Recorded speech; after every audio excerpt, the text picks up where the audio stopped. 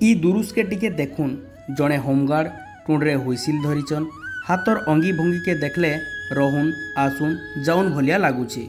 Home guard ଜଣକ ହାତ ଦେଖେଇକି ରହୁନ୍ କହିଲେ ଗୁଟେ ସେକେଣ୍ଡରେ ଲୋକ ଗଦା ହେଇଯାଉଛନ୍। ଆପଣମାନେ ଟିକେ ଭାବୁନ୍ ତ ଏତେ ବଡ଼ ଟ୍ରାଫିକ୍ ପୋଷ୍ଟକେ ଜଣେ ମାତ୍ର ହୋମଗାର୍ଡ଼ କେନ୍ତା ହିସାବେ କଣ୍ଟ୍ରୋଲ କରୁଛନ୍।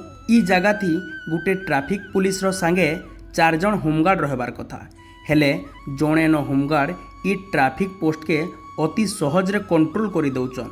ହଁ ଆଜ୍ଞା, ଇଥିର୍ ଲାଗି ତ ଇ ଛକ୍ ଦେଇକରି ଯିଏ ଯାଉଛେ ସେ କହୁଛେ ସାବାସ ହୋମଗାର୍ଡ଼ ସାବାସ।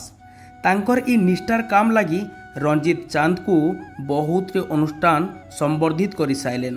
ସୁବର୍ଣ୍ଣପୁର ଜିଲ୍ଲା ବୀର ମହାରାଜପୁର ଥାନାରେ ହୋମଗାର୍ଡ଼ ହିସାବରେ ଚାକିରି କରୁଛନ୍ ରଞ୍ଜିତ ଚାନ୍ଦ। ଇ ହୋମଗାର୍ଡ଼ ଜଣକ ହେଉଛନ୍ ବାଗବର ପଞ୍ଚାୟତର ଦେଉଲମୁଣ୍ଡା ଗାଁ। ବୀର ମହାରାଜପୁର ମୁଖ୍ୟ ଛକର ଟ୍ରାଫିକ୍ ପୋଷ୍ଟକେ ଅତି ସହଜରେ କଣ୍ଟ୍ରୋଲ କରିଦେସନ୍। ସେଥିର୍ ଲାଗି ଆମେ ବି କହେମୁ ସାବାସ ହୋମଗାର୍ଡ଼ ସାବାସ।